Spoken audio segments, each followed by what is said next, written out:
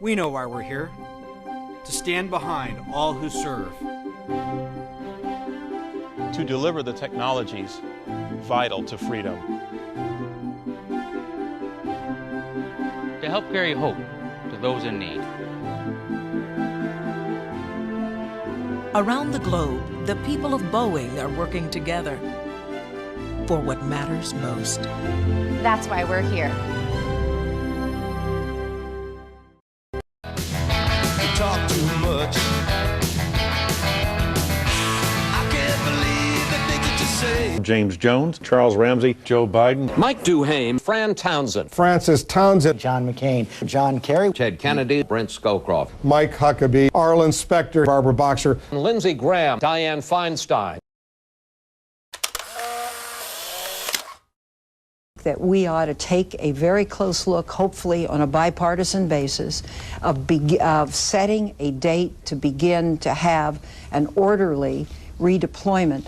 We will listen to General Petraeus. General Petraeus is greatly respected. If the general tells me down the road we can withdraw troops because of military success, we should all celebrate it. But if politicians in Washington pick an arbitrary date, an arbitrary number to withdraw, it's not going to push Baghdad politicians. It's going to re-energize an enemy that's on the map. This strategy is only begun when you look at the fact that those troops have only been there for some months. And I think we're at a point where you could, in some months from now, start redeploying and withdrawing troops if you give it a chance to succeed. Well, that's the same kind of flawed thinking, I regret to say, that has brought us the first 4.5 years of this disastrous war, and the same kind of thinking, actually, that got us mired in Vietnam. We should not be fooled into this tactical success debate. That's not what this is about.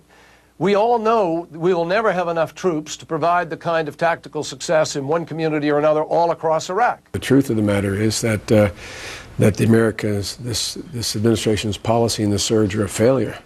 I will vote as long as there's a single troop in there that we are taking out or maintaining. Either way, I will vote for the money necessary to protect them. If you tell me I've got to take away this protection for these kids in order to be able to win the election, some things aren't worth it.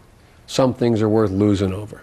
That would be worth losing over. There's a time in which you say, Mr. President, I'll give you the funding, but not to continue what you're doing. So I will, in fact, try to change the mission. But I think Arlen has said something very... Will you filibuster that $50 billion request, assuming it comes in? Well, I don't think it's necessary to do that. American servicemen and women in Iraq are being held hostage to Iraqi politicians. That has never been the circumstances. This is a cockamamie policy. And I haven't broken with the president, but I have an open mind. I want to know exactly what the facts are, and there are quite a few of us who are in the center, who are deliberating this matter, who do believe that some new policy is necessary. But, the notion that we're not going to be there forever flies in the face of what we see on the ground. Look, we're going to have ups and downs in this campaign. I'm happy that things are going pretty well for the moment. I guarantee you that there'll be downs as well. And I know that he said, well, lawyers take on clients that sometimes they don't believe in. Lawyers can also say no.